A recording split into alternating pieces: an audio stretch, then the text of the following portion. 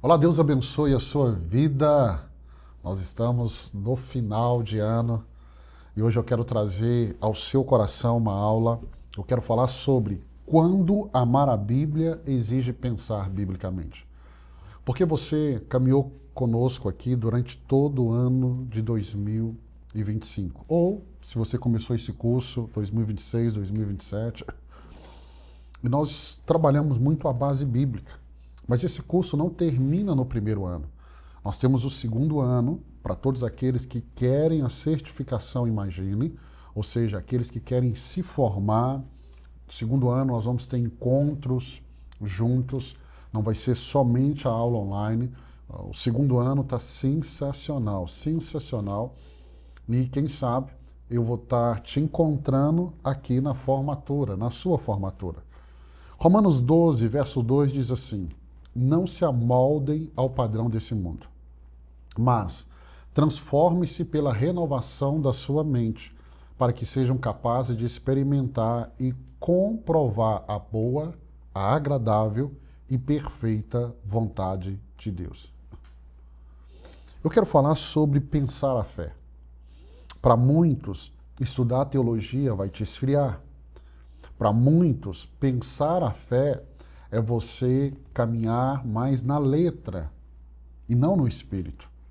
Mas nós precisamos entender, quando a gente olha para a história da igreja, e vamos ter essa matéria História da Igreja no segundo ano, quando a gente vai olhar para a história da igreja, o que nós temos de material, o que nós temos de conteúdo, vieram de homens e mulheres que pensaram a fé. E pensar a fé não te esfria. Não, o próprio Jesus vai nos ensinar sobre isso. Então eu quero que você entenda algo. Existe um tipo de cristianismo que ama a Bíblia apenas como um remédio de emergência. Sabe? Tem uma situação, vai lá e abre a Bíblia, deixa eu pegar um versículo aqui para Deus falar comigo, e pega um versículo fora de um contexto e sai falando que Deus falou com ela, quando a Bíblia você precisa interpretá-la a partir do todo, do todo. Então, a Bíblia não é essa caixinha de promessa. Não é quando você está em aperto e você vai buscar um versículo aleatório e um livro tão grande, mensagens tão poderosas. Eu ouço muito pessoas dizendo Deus falou, Deus falou, Deus falou. E nós devemos tomar muito cuidado, porque muitas vezes não é Deus falando, é a nossa alma gritando. É a nossa alma gritando. Então elas vão procurar muitas vezes uma frase, um versículo, para respaldar aquilo que a alma dela está sentindo. Eu não estou dizendo que Deus não possa falar dessa maneira, eu já vi tantas experiências. Deus falar com uma frase, muitas vezes nem na Bíblia, fora da Bíblia. Mas isso é insuficiente para te sustentar numa caminhada cristã. Então entenda, eu não estou dizendo que Deus não possa falar assim, mas você não será sustentado se a sua caminhada é apenas dessa maneira. Nós precisamos amadurecer, e um seminário teológico como esse é para levar você para esse caminho de amadurecimento. A Bíblia, ela não foi nos dada apenas para nos socorrer em momentos difíceis. Não. A Bíblia foi nos dada para nos refazer por dentro. A nossa maneira de agir, a nossa maneira de pensar, ela quer trabalhar dessa maneira. Romanos 12, 2 está revelando aqui uma verdade decisiva. Deus quer nos transformar e transformar a nossa vida pela renovação da nossa mente. Ou seja, a santidade não começa apenas no comportamento. Eu fazia isso, agora eu deixei de fazer. Não. A santidade começa na mudança aqui, no pensamento. Por que algumas pessoas, ou talvez um grande número de pessoas dentro da igreja, tem dificuldade de vencer algumas coisas, alguns pecados, alguns comportamentos? Porque ele não mudou aqui. Então a maturidade cristã não é somente sentir Deus. A maturidade cristã é também em pensar com Deus. E pensar como a palavra nos ensina a pensar. Deixa eu te explicar isso melhor. Se eu amo a palavra, se eu amo a Bíblia, se eu amo esse livro, e se você está aqui num curso de teologia porque você ama a palavra de Deus, Então, amar a Bíblia envolve renovar a mente. Então, amar a Bíblia não é somente ter afeição pelo texto bíblico, amor pelo texto bíblico, mas é permitir que esse texto, que a Bíblia, governe a sua vida, governe a sua maneira de pensar. É que a Bíblia possa reordenar os nossos critérios, possa corrigir os nossos filtros, possa influenciar a nossa maneira de ver o mundo. No segundo ano, vamos ter uma matéria aqui sobre cosmovisão cristã. Vamos falar sobre as várias cosmovisões que regem o mundo e como que eu e você devemos ver o mundo. Qual óculos que eu coloco para ver o mundo? É a cosmovisão cristã, é uma das matérias do segundo ano. E você precisa ter esse olhar, o olhar de Cristo. Então entenda isso. A mente é o lugar onde decisões são produzidas. Começa ali. É na mente que valores são formados, é na mente que desejos são alimentados. Então, se a mente não é renovada pela palavra de Deus, a fé ela pode virar apenas uma camada espiritual. A fé ela pode se tornar apenas algo que está edificado sob um pensamento mundano. Então entenda, a Escritura, ela mostra que Deus sempre quis formar um povo com a mente treinada. Provérbios capítulo 2, verso 1 ao 6. Provérbios 2 diz assim: meu filho, se você aceitar as minhas palavras e guardar no coração os meus mandamentos, se der ouvido à sabedoria e inclinar o coração para o discernimento, se clamar por entendimento e por discernimento, gritar bem alto, se procurar sabedoria como se procura a prata e buscá-la como quem busca um tesouro escondido, então você entenderá o temor do Senhor e achará o conhecimento de Deus. Pois o Senhor é quem dá sabedoria. De sua boca procedem o conhecimento e o discernimento. Observe o vocabulário. Aceitar, guardar, dar ouvido, inclinar, procurar, buscar. Então isso não descreve passividade, mas descreve uma intencionalidade. Pastor, como que eu vou conhecer as Escrituras? Tem que haver intencionalidade. Ficar parado, não, Deus vai me dar. Não vai. Intencionalidade. Eu preciso ler, eu preciso estudar, eu preciso gastar um tempo, como você está gastando aqui nesse seminário. Intencionalidade. Intencionalidade. Então, renovar a mente exige uma postura. Se eu estou passivo, não vai haver renovação. Mas se eu tenho intencionalidade, por isso que a orientação que Salomão recebeu, ele está falando do pai dele, e a orientação do pai está nisso aqui. Você precisa aceitar, você precisa inclinar, você precisa buscar. É o que você está fazendo. Então, entenda, a palavra de Deus ela não é um enfeite para o meu ou para o seu coração. Não. Ela é uma disciplina que vai formar o meu e o seu coração. Então, a mente renovada, ela não apenas, ela sabe mais, mas ela vive melhor. Então, não estou dizendo de você saber muito da Bíblia, mas de você praticar a Bíblia, a palavra de Deus, o que você sabe dela. Por quê? Porque aí você começa a enxergar o mundo com os óculos do reino, com a cosmovisão cristã. Vou repetir, nós teremos no segundo ano uma matéria sobre cosmovisão cristã. Então é por isso que Paulo, ele não separa transformação de renovação. Porque a transformação, ela chega quando a mente muda de padrão. Então eu preciso amar a palavra.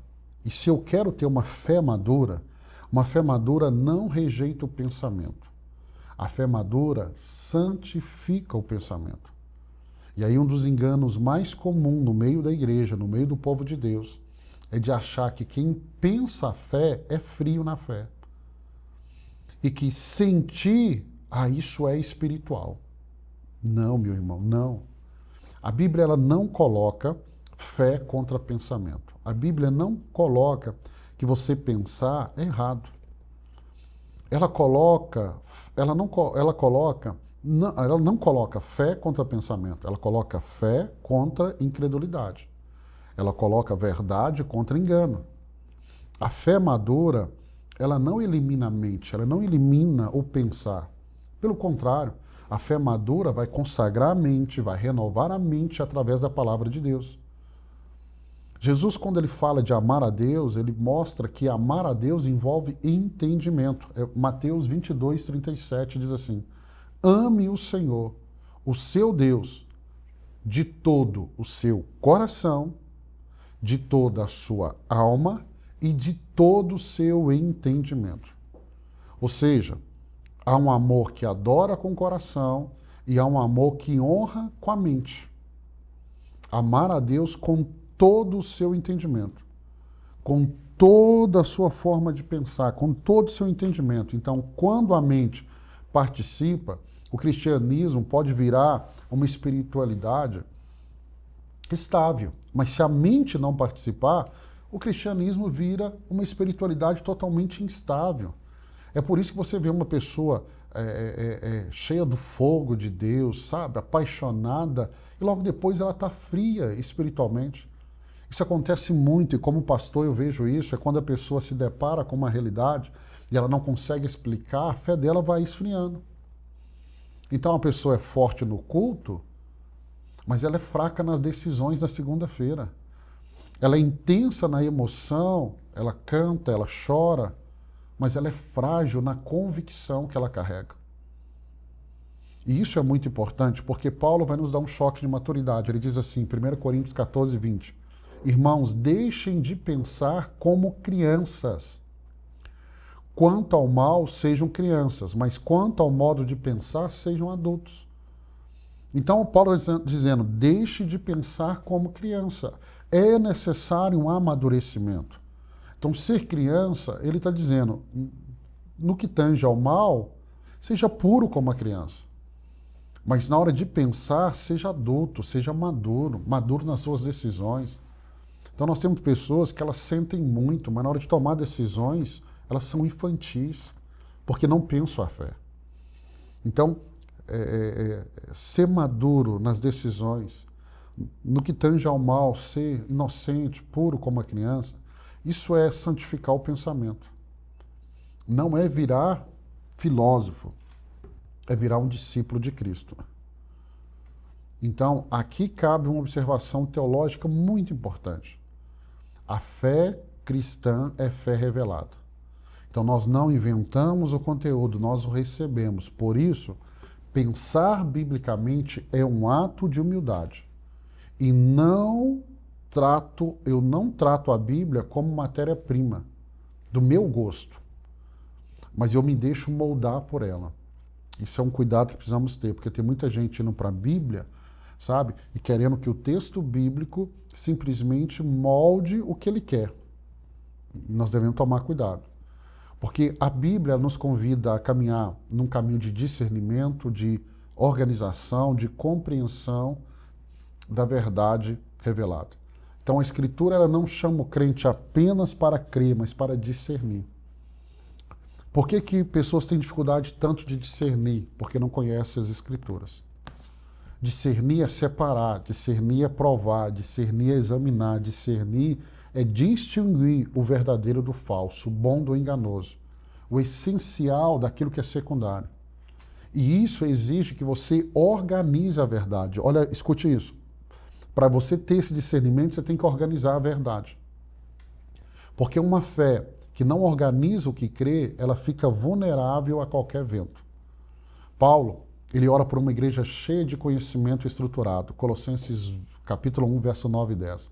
Por essa razão, desde o dia que o ouvimos, não deixamos de orar por vocês e de pedir que sejam cheios do pleno conhecimento da vontade de Deus, com toda a sabedoria e entendimento espiritual. E isso para que vocês vivam de maneira digna do Senhor e em tudo possa agradá-lo, frutificando em toda boa obra, crescendo no conhecimento de Deus.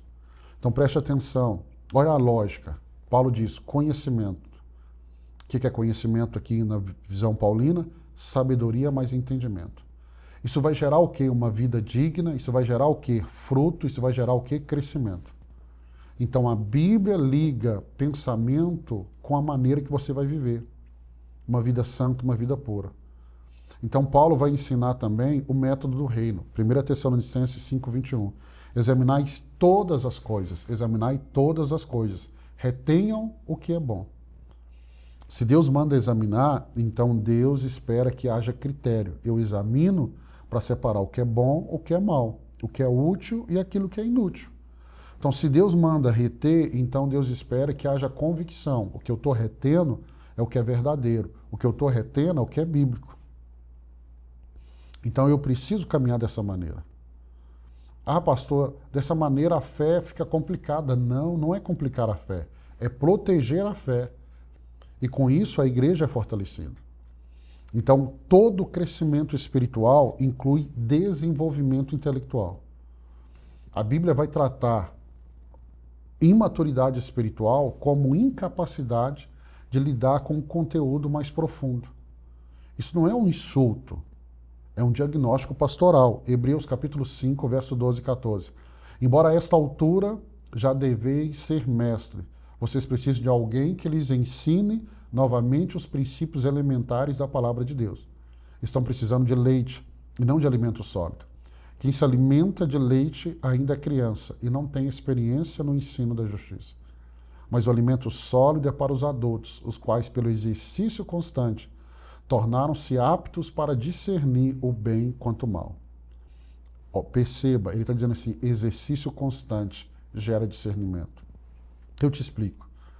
Discernimento não cai do céu como um atalho. Ele nasce de treino, de leitura, de estudo, comparação de texto, compreensão do contexto bíblico, amadurecimento das categorias bíblicas. Nós caminhamos debaixo de uma doutrina, de uma teologia bíblica. No segundo ano, você vai ter aqui aula de hermenêutica, como interpretar o texto bíblico. Então, é esse caminho que nós estamos convidando você, esse caminho. Um caminho aonde você vai amadurecer. E para terminar, o próximo passo da caminhada vai exigir estudo mais intencional e estruturado. Por isso que no segundo ano já não é um estudo mais devocional, não é uma aula mais devocional como foi o primeiro ano. O segundo ano já é um estudo mais intencional e mais estruturado. Porque nós passamos um ano estudando a Bíblia, um ano estudando essa base, colocando esse foco redentivo. Agora, o próximo passo natural é organizar o que aprendemos. Aí entra a teologia sistemática, que é essa teologia que organiza. E é aqui que muitos param. Por que muitos param? Porque exige um passo para a maturidade. Então, Romanos 12, 2, o texto que nós começamos, ele nos mostra que a mente renovada é capaz de experimentar e comprovar. Então, a vontade de Deus, em outras palavras, é que sua mente renovada do crente, ela caminhe, ela não vai ser refém de um modismo, não, de opiniões fortes sem base, não, de experiências sem critérios, decisões emocionais sem discernimento, não. Não. O segundo ano é onde nós vamos trazer uma teologia que vai te estruturar. O segundo ano nesse seminário é o ano da estrutura. É um ano que a fé deixa de ser apenas vivida e ela passa a ser articulada. É quando a fé é articulada, ela se torna transmissível. Você disciplina melhor, você lidera melhor, você aconselha melhor, você prega melhor, você resiste melhor ao erro. Paulo dá o tom nessa etapa, lá em 2 Timóteo 2,15. Procure apresentar a Deus aprovado como obreiro que não tem do que se envergonhar e que maneje corretamente a palavra da verdade. O que é manejar corretamente é exatamente o que chamamos de um estudo intencional e estruturado. E é isso que fortalece o aluno e protege a igreja e prepara líderes. Então, o segundo ano é um convite para você ir para esse lugar de amadurecimento. Esse lugar onde você vai ter as matérias teológicas que vai ajudar você a estruturar o que você conheceu ao longo desse primeiro ano. Então nós vamos juntos, eu quero abençoar a sua vida, nós vamos caminhar dentro desse privilégio, é um privilégio muito grande, então nós caminhamos com essa certeza e na próxima aula eu vou falar sobre por que a igreja sempre precisou de teologia.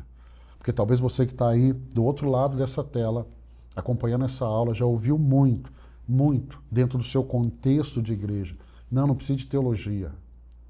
Eu quero te mostrar que desde o início a igreja sempre precisou de teologia e você está tendo a oportunidade de estudar conosco. E eu quero ter você no segundo ano.